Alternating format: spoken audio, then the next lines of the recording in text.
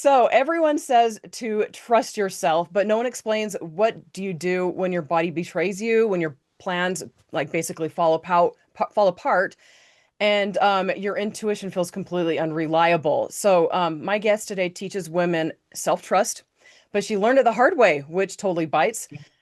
Cori, after everything you've been through, what does trust yourself actually mean, and what do most women get wrong about it? I think trusting yourself really means letting go of the fear, the doubt, the worry that is trying to keep you stuck.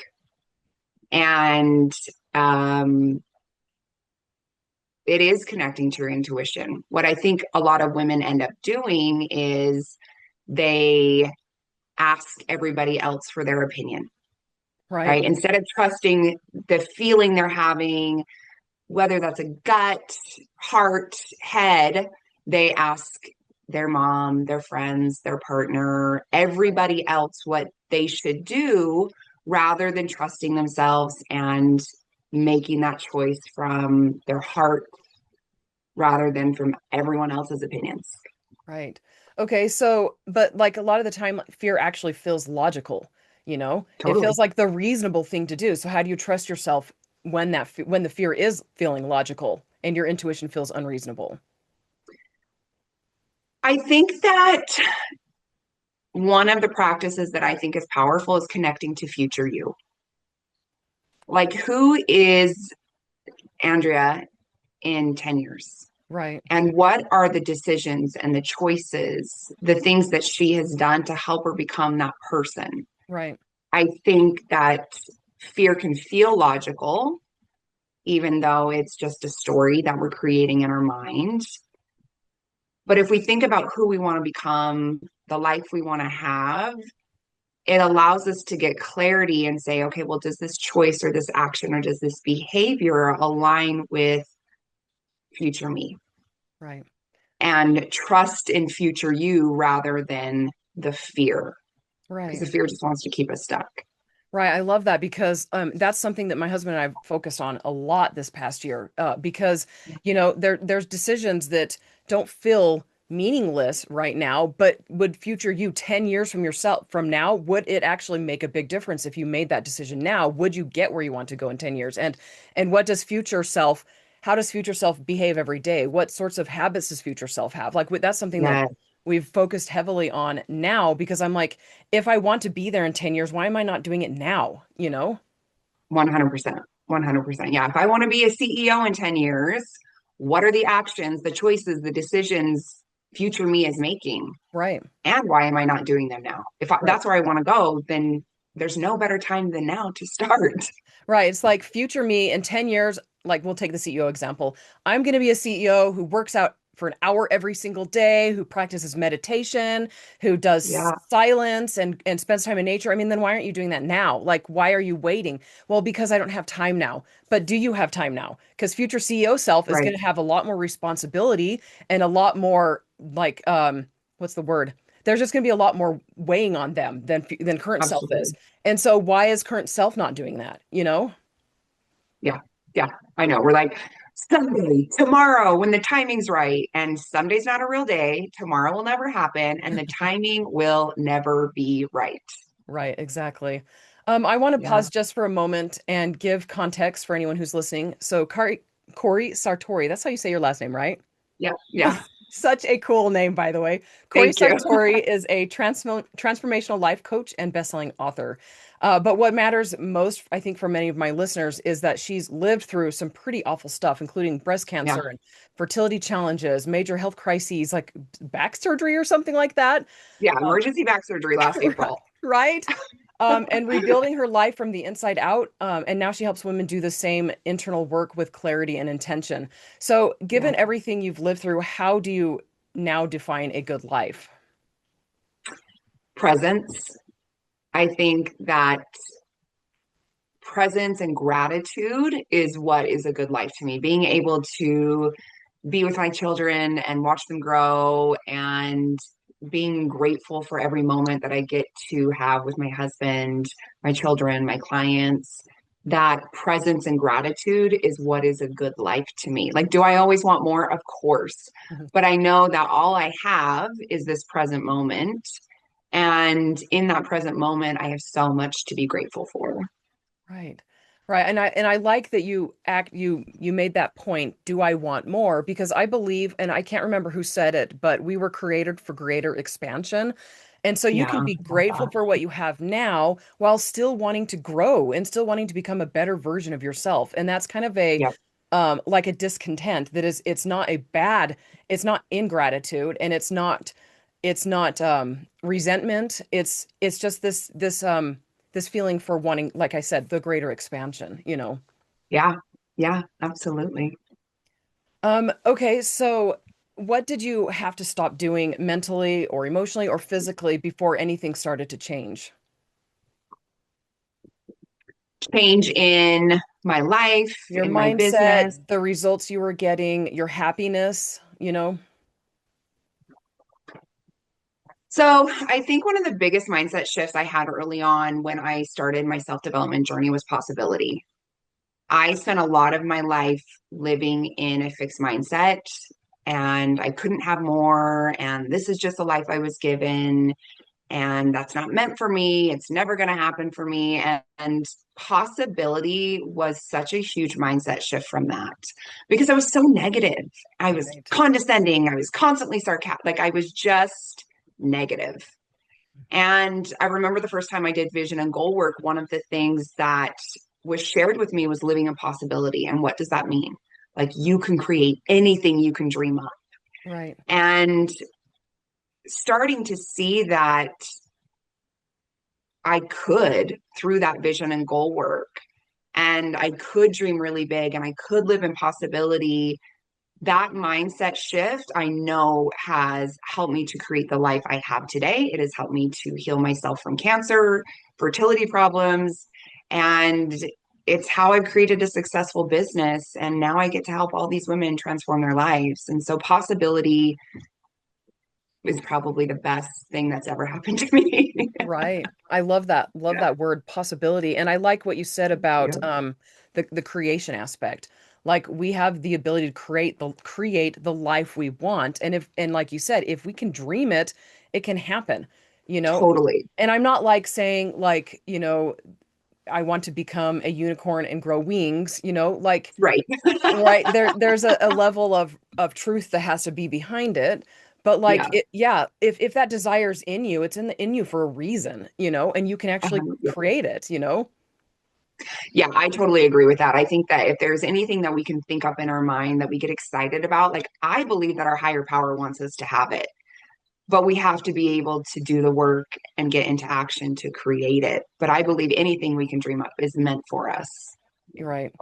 Yeah, I agree with that too. And a lot of people, many listeners, even myself, my past self would listen to that and be like, yeah, well, why hasn't it happened yet? Like I've been dreaming of it for years. Why hasn't it happened yet? And part of that is understanding that there's going to be a part of you that you have to deal with, that negative side that is Yeah. holding you back, and you have to be able to let go of things that happen to childhood trauma, things that happen Yep. to as teenager, anything that has told you you can't create and you can't become better and become more. You have to learn how to first recognize that that's there and then learn how to Yeah. let go of it. So for you, how did you learn how to recognize that you were holding you back, and then how did you let go of it?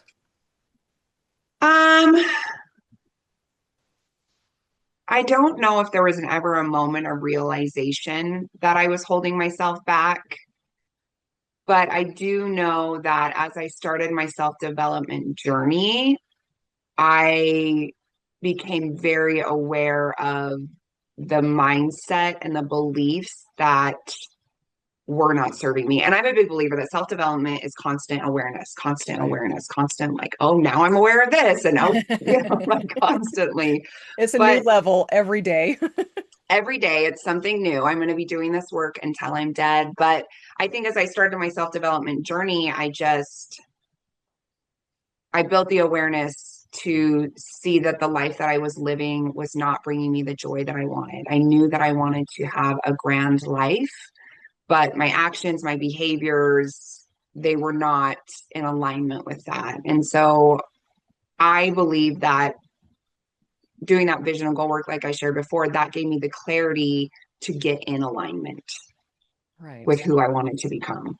Right, but then how did you let go? Because a lot of in my experience when I've worked with my clients, and I don't focus on mindset so much, I focus on practical things, but mindset Sure. is behind all of it. Like marketing, you can't market successful if you don't Right. believe that you can Yeah. actually get what you're marketing, and marketing Yeah. for or whatever. And so sometimes my clients will just sit in that resentment phase. Like they recognize that they're holding themselves back, but they're not ready to let go yet. So how do you get to the point where you can let go enough of all of that?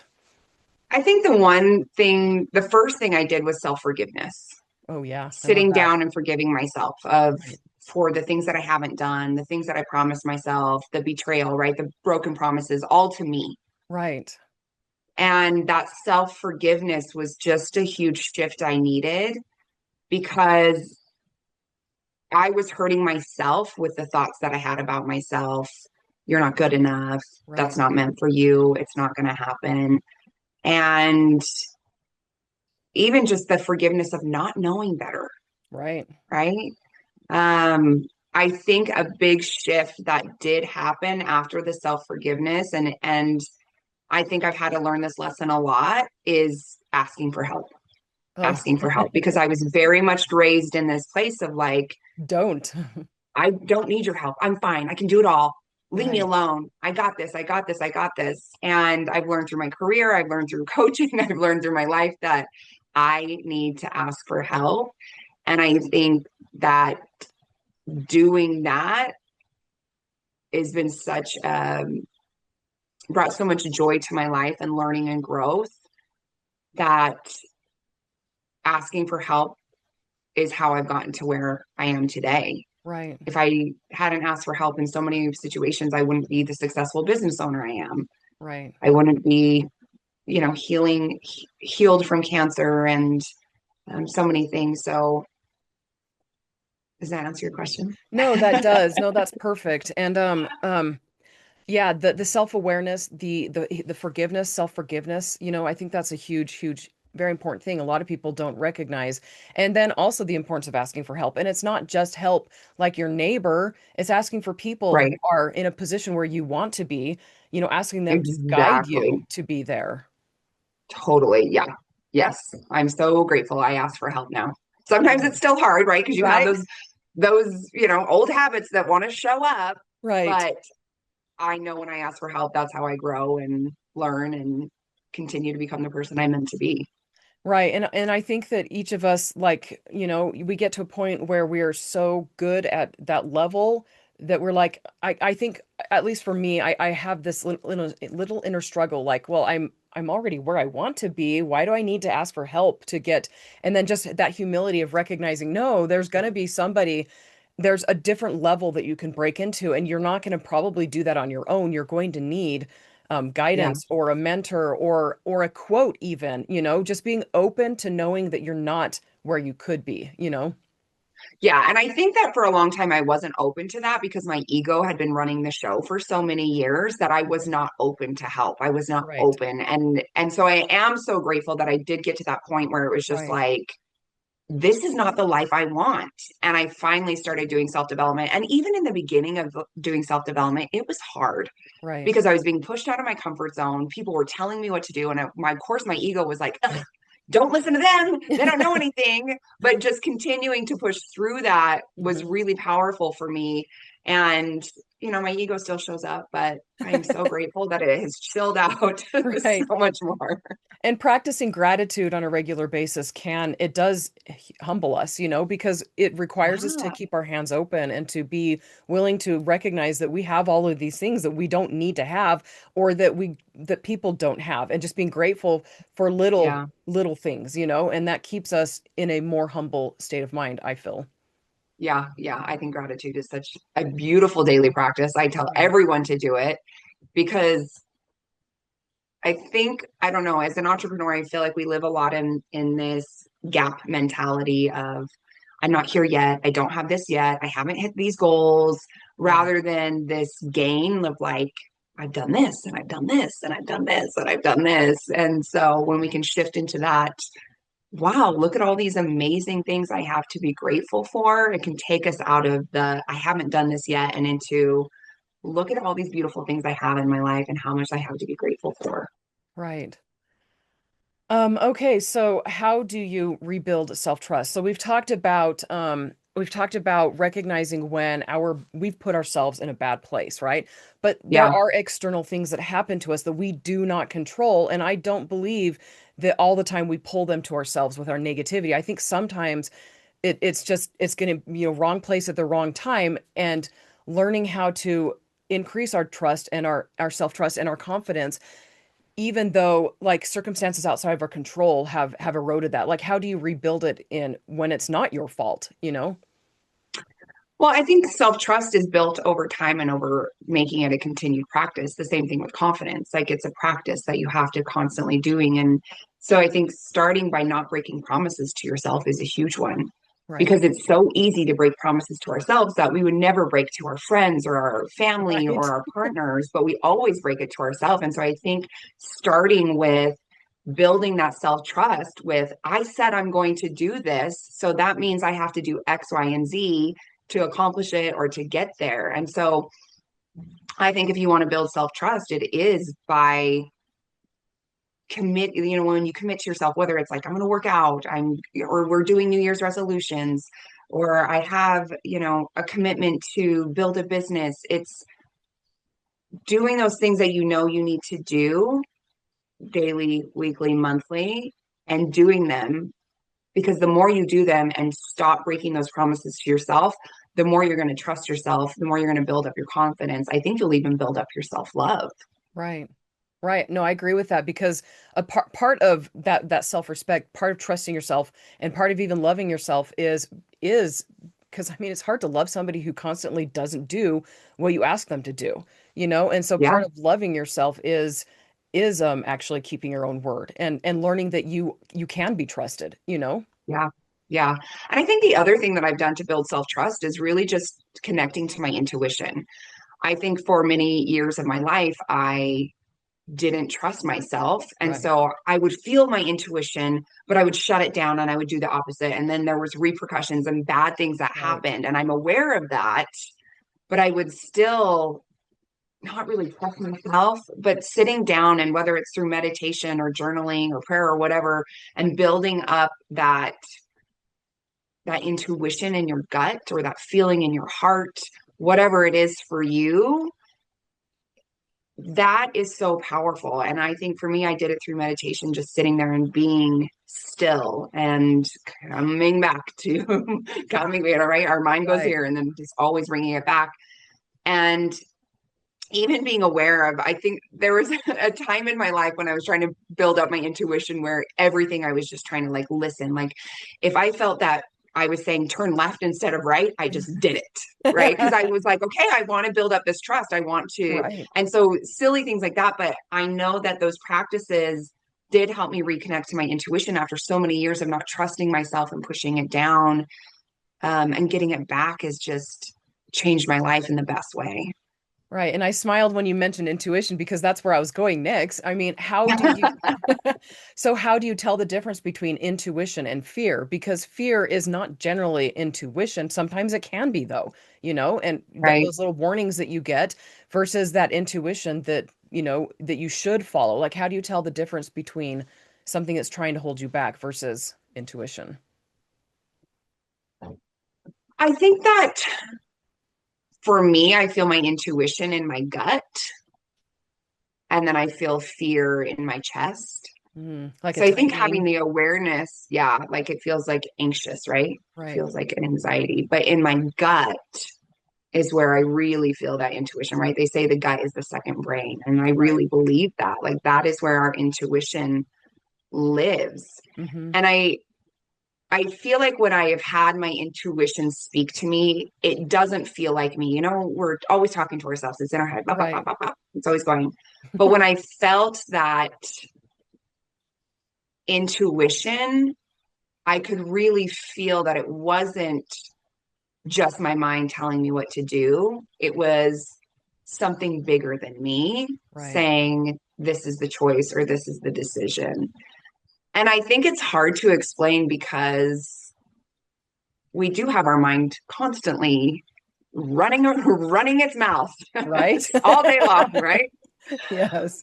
But I think that for me, it's been sitting down in those moments when I really have those tough questions to ask and connecting and saying, like, just sitting in the silence and sitting with myself and my thoughts and just really listening in. Right. Okay, this is a decision I have to make. What's the right? And going with that first, right? Because Right. it's easy to second guess, but that first thought, intuition, whatever it was, that is what you're meant to do.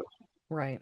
I think once we hear that and then we start questioning it, we lose it. But if we can let that first thought, feeling, whatever it is for you, land and go with that, it's it's just it's a way to build up that Right. self-trust and that intuition.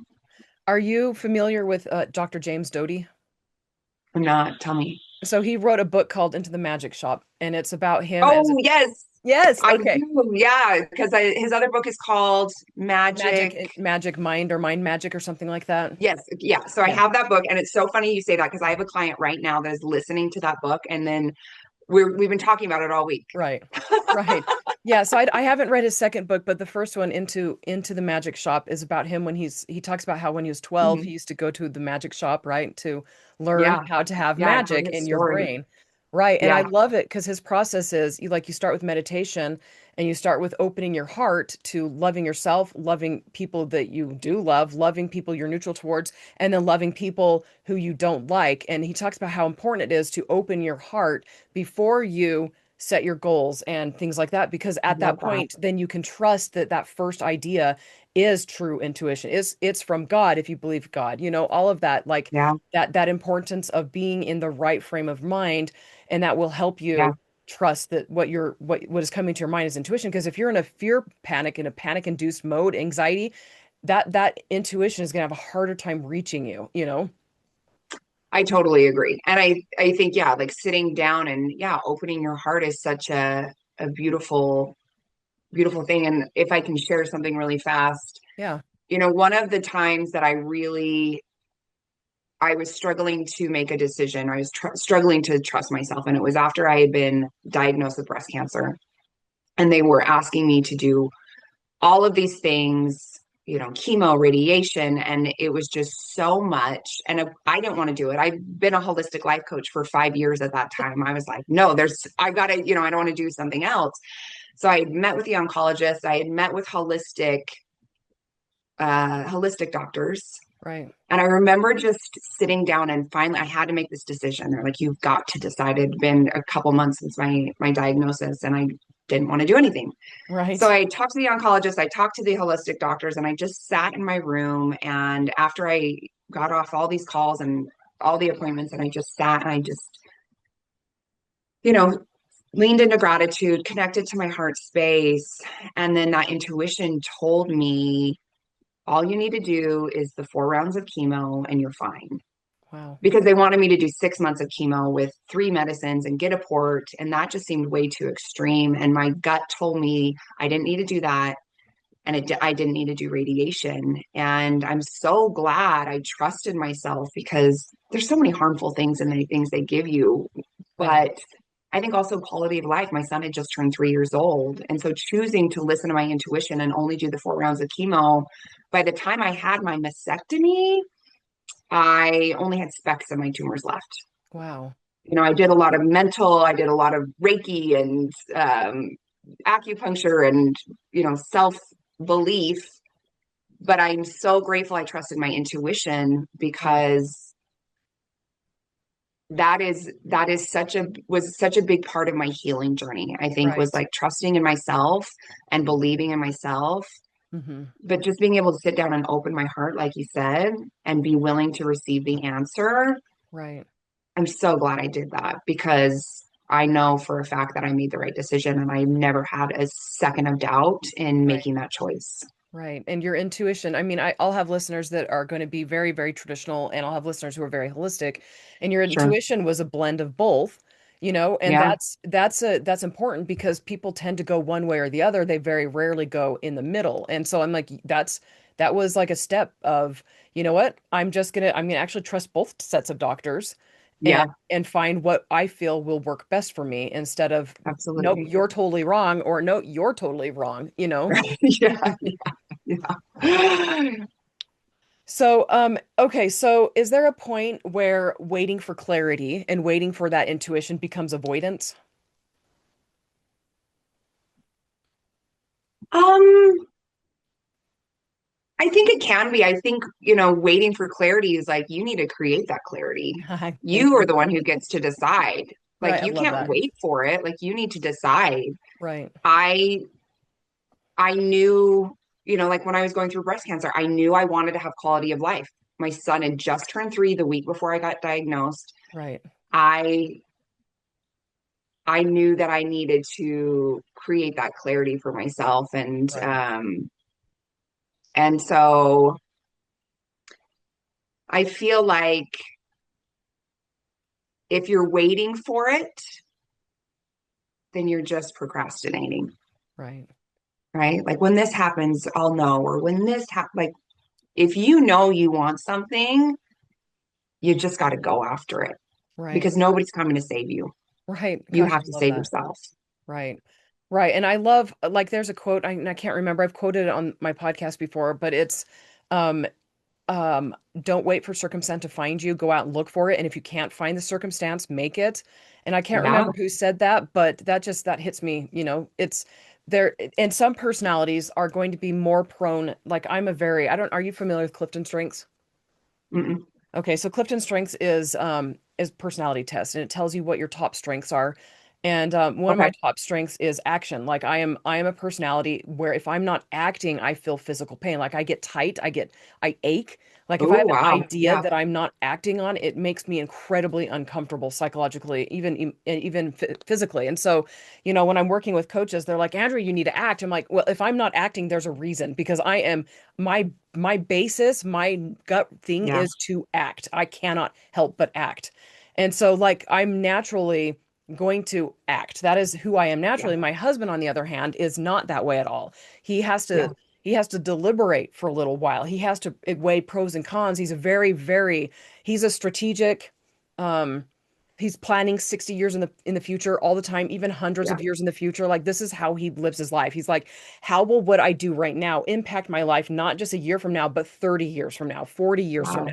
And so he Yeah. has to understand a lot of variables before he's comfortable acting. And me, I'm like, I'll just Sure. act and fix it if I make a mistake. Right.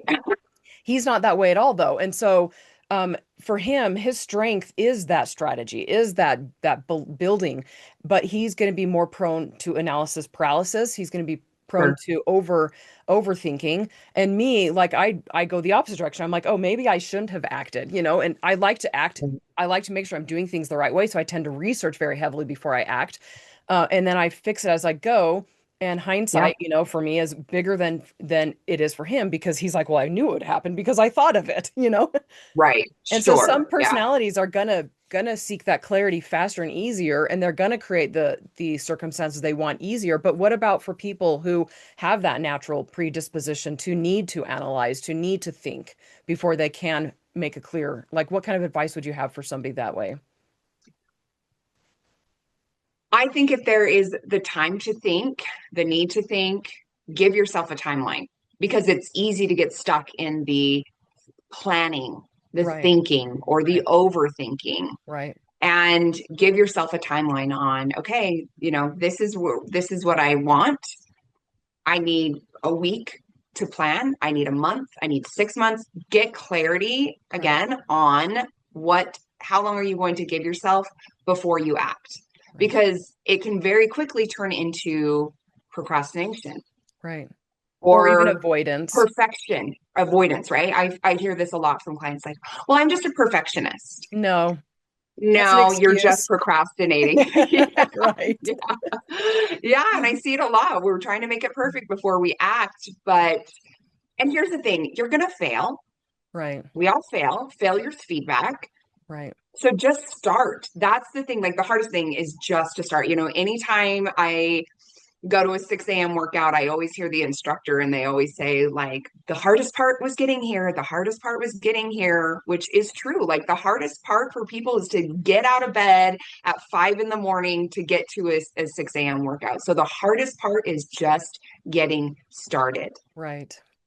So I believe I'm with you. Like, let's act. Right. Because if we're always in planning mode, we're always going to be planning in mode. And then the fear will come up, the self doubt, the worry. And often we just stop ourselves because that has clouded our mind. Right. And I like what you said, like the decision that needs to be made, the weight of it is going to determine your deadline. If it has very few consequences, then give yourself a shorter deadline. And if it has Totally. bigger consequences, give yourself a longer deadline. And part of building trust with yourself is keeping that deadline, you know? Yeah. Yes, absolutely. Yeah. I kind of want to shift a little bit here, and talk Sure. about fertility struggles, just because you and I have both been there. Yeah. There's a kind of grief that comes with fertility struggles that no one really prepares you for. I wasn't ready for it, you Right. know? Yeah. And it's not just about losing the baby itself, but or not being able to get pregnant, but Right. also losing a version of yourself that you thought you were, you know? Right. And there's also Yeah. grief that comes with finding that your body isn't reliable. So when people say Yeah. listen to your body, what does that actually mean when your body feels unsafe and unreliable? Listen to your body. That's a good one. Well, the one thing I think I've learned through my fertility struggles is nothing happens on your timeline, right? Right? And your body will betray you. Right. Your body will betray you. And so I think for me, what it came down to was the certainty of it. Mhm, mhm. So if I can just quickly share a little bit about my story. So Right. I got pregnant very easily with my first son and fell in love with him. I was Right. like, oh my gosh. Because for years, I was never going to be a parent. That wasn't on my journey back in the day before I did Right. self development. And then I had this baby and in 2018, and I was like, oh my gosh, this is magical. So in the late 2019, early 2020, we started trying for our second child, and it didn't work, and it didn't work, and it didn't work, and it didn't work. And I started going to a fertility doctor at the end of 2020. And very quickly after the meds and all of the things is when I was diagnosed with breast cancer. Oh man. So I was trying to have this baby. Instead, I got breast cancer. So Oh. before I did my rounds of chemo, one of the things that I did is, have you heard of the foundation Live Strong?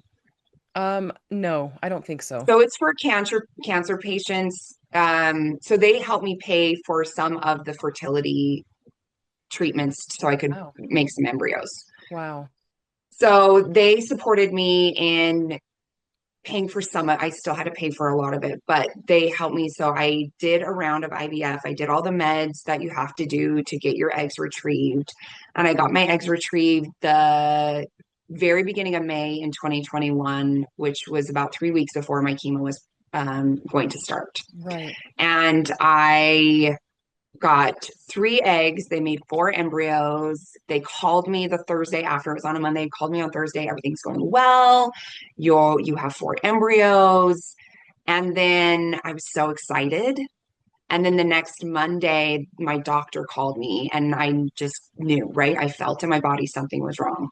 And I answered the phone and he told me, I have to tell you all of your embryos died over the weekend. Oh None of man. them made that. Oh And I will tell man. you, Andrea, hearing that was harder than hearing that my breast cancer diagnosis. Right. I And would I don't believe it. know if it was because like breast cancer was like, it's happening to me. I can handle this. I've got this. And then feeling like this future life I had been dreaming of was ripped away. Just, I mean, I lost it. I called my husband. I was sobbing. He immediately had to come home from work. Like it was the most devastating news.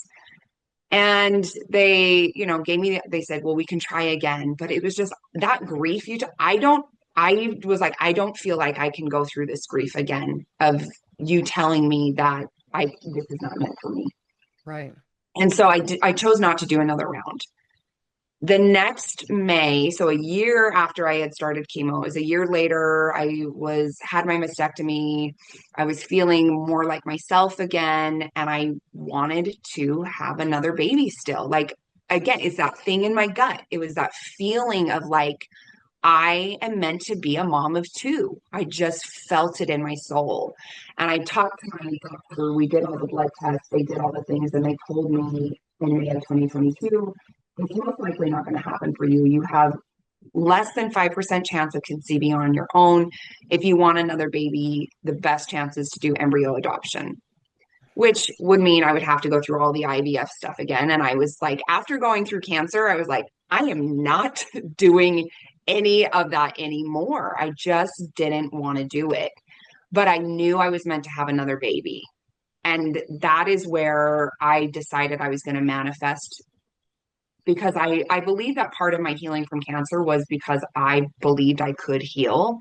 Right. I would visualize, I would manifest, I did all of the things in my mind to heal myself. And so I was like, okay, well, if I can heal myself from cancer, I feel like I can heal my body. And so I started that night. Every night I would lay down and I would visualize myself being healed and my body being healed. And then I would visualize that I was pregnant.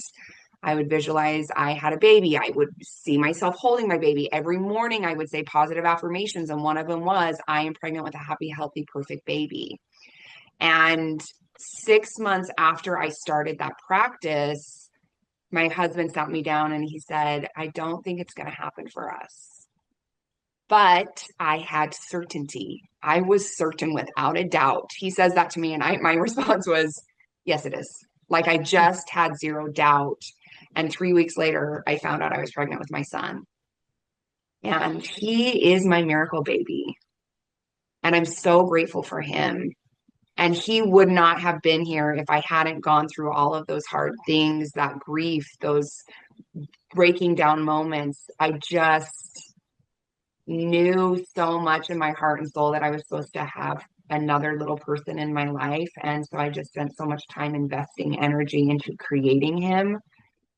And now he's two, almost 2.5, and he's a wild man. But um, fertility is fertility issues is nothing I ever thought I would have to go through. And there's so much grief and heartache in it. And so when you finally do get that little person, if you do, it just is the best feeling.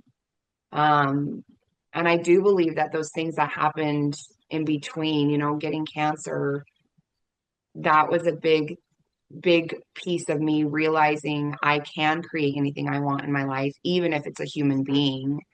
Um, but yeah, fertility is hard. Yeah. I think as little girls, we're taught we're just we're going to like we're supposed to be moms. We're supposed to have like a lot of us are taught that. And then when it doesn't happen, it I think it affects you on another level that men definitely don't understand. But even women that have had an easier time don't understand how hard it can be mentally Right. when you're not able to conceive. Right. Right. I would just a little, just a follow-up. Like most men can't understand it. Some days my husband hurts more than I do about our lost babies. Like he still cries, and it's been a year since we Yeah. lost babies. So I'm Yeah. like, he didn't, and we actually had this conversation yesterday. He's like, he did not recognize, he did not realize how painful a miscarriage would be, because he's known men whose wives did, and he's like, they've always been like, yeah, it was hard, but it was harder for her, and he's like, so it made him feel totally unprepared for Yeah. how much of how gut wrenching it would be for him and how painful. Like I found peace faster than he did after we lost our twins last March, and yeah, he's it's been very, very difficult for him, incredibly difficult for him. And there's a lot behind that, of course, that I'm not going to tell my subscribers, but right. Just yeah, like it's really, really hard. Yeah. But like I wanted to talk about um just kind of another little bit of pivot because I'm like, man, I almost started crying while you're talking about the fertility stuff. I'm like, okay, I've got to like It's I'm gonna need to brutal. process a little bit before I. Yeah. Yeah. So okay, so when we're talking about making a life for ourselves that we really want, and it feels good on the inside, what does it require that people generally, like when you're working with your clients, what does it usually require that they don't want to hear?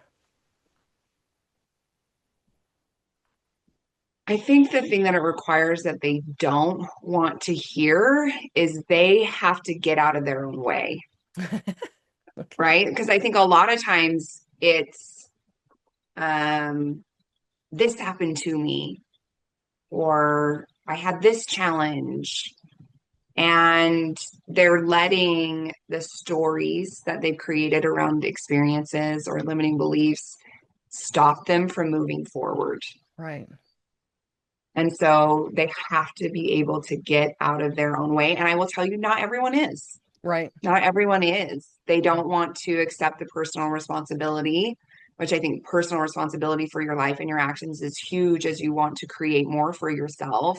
But not everybody's ready because it is hard Right. to say, like, oh, well, some of the reasons I'm in this situation are because of me. Right. Right. Yeah, that's really hard. That's a that resentment because up to that point you resent a lot of other people and Yeah, recognizing that you're what's holding you back and being willing to hear that, not just okay, I understand that, but actually letting it sink in and be like, you know what? I do have actually responsibility for where I am right now for my circumstances. totally. People don't like hearing that. If you're not ready to hear that, I know, I promise, like several listeners probably just tuned out. They're like, no, it's not my fault, Yeah, you it's not know? my fault. It's my mom's fault. It's my ex's fault. And I get that because that's how I lived my life for many, many years. I Right, did not take personal responsibility. My right, life was not, it was because of my ex and how he treated me and his addiction, or it was because my mom and her anger, or just whatever. But right. when I took responsibility, that's when everything changed. Right, right. Because I mean, there are circumstances outside of your control, but you control your actions and you Yeah, do control your own circumstances. And there's going to be a level, like I don't know, like 80 to 90% is in your power. And because yeah, how you respond to what happens to you determines how happy you're going to be and where you're going to yeah, be a year from now, you know? yeah, yeah. Your response is everything. Right. Absolutely. Okay, so for those who are like who feel broken right now and who want to change, who want to be better, but they're just absolutely broken, they're like they're so burned out. They're closer to giving up than they are to moving forward. What is Sure. something that they don't need to fix right now? Something that they can just let be,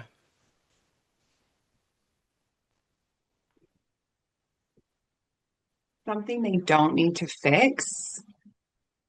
I think that they don't need, like, and this might, I hope this doesn't get taken wrong, but you don't need to fix yourself. I think we forget that we are enough and that we are worthy just as we are. right? And I don't think anybody needs to be fixed. I think what they need is maybe guidance and support in becoming the person they're meant to be, Right, because we are all raised in certain situations, have certain life experiences that maybe make us think a certain way. right, But all of us are worthy just as we are. We are right, enough just as we are. And so trying to feel worthy in a relationship or in a career or as a business owner, you are worthy. You don't have to become it. You are. You are enough in this moment. That is not something that needs to be fixed. right. Maybe it's a belief that needs to be changed, but you are enough and you are worthy just as you are. Right. And that doesn't mean that you can't become more and you can't become better. 100%. Right. And Yes. so for those who are like look at it and say, if I'm enough, then why am I not already where I want to be? Like what would you say to them? You need to be in action. And I Right. think if you have that clarity on what you want to go, then you will get into action. Right. That's like one of the first things I do with my clients is we do vision and goal work. I want to know where you're headed. I want you to know where you're headed. Because when you have that clarity of your life that you want to create, then you can get into action to get there. You'll Mhm. create the goals, you'll create the actions, you'll create the plan. But if you don't know where you're going, you're just going to keep going in circles. Right. You'll do things that don't actually get you to where you want to go. Right. You may achieve things, but they may not get you to where you want to go because you don't have that clarity of this is who I want to become. This is the life I want. Right. Right. I love that. And the worthy, like everybody is worthy of love. You don't earn love. Yes. You don't earn that worth, you No. know? And same with Right. value. Like what you do does not determine your value. I mean, it determines what people think of you, determines your success, it even determines your happiness, but you are Yeah. intrinsically valuable, you know?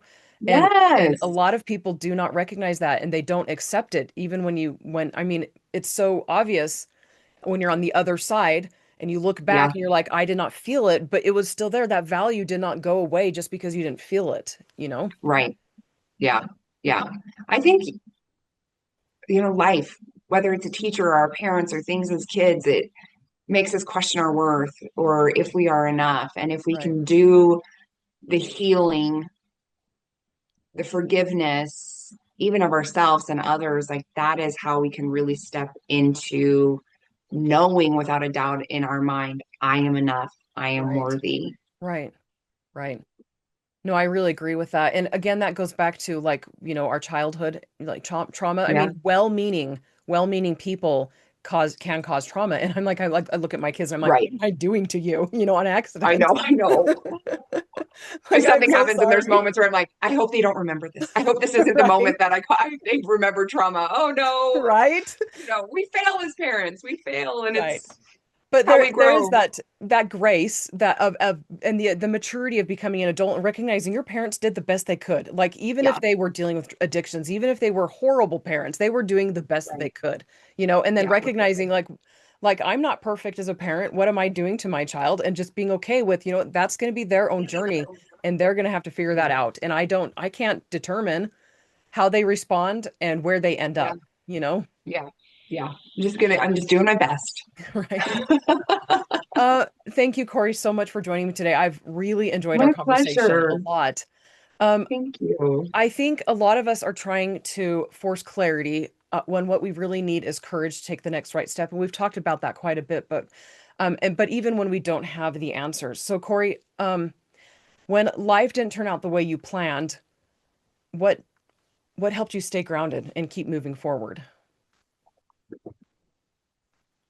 I think that knowing in my soul that I was meant for more. Like, like you feel, I know you feel it. Like you feel it in your body. Right. You know that you're meant for more. So even as I went through toxic relationships and Yeah. hard times as a younger person, I still felt that calling. I Right. still felt that in me that I was meant for more and meant for more.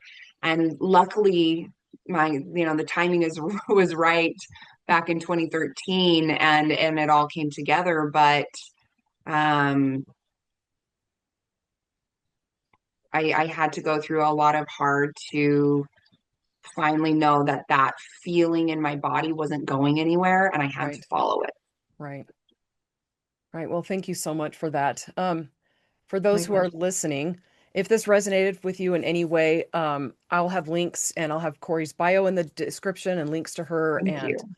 and if you would like to join us for future conversations, I mean, if I have Corey back on and me with other guests and me alone, hit the subscribe button. And thank you so much.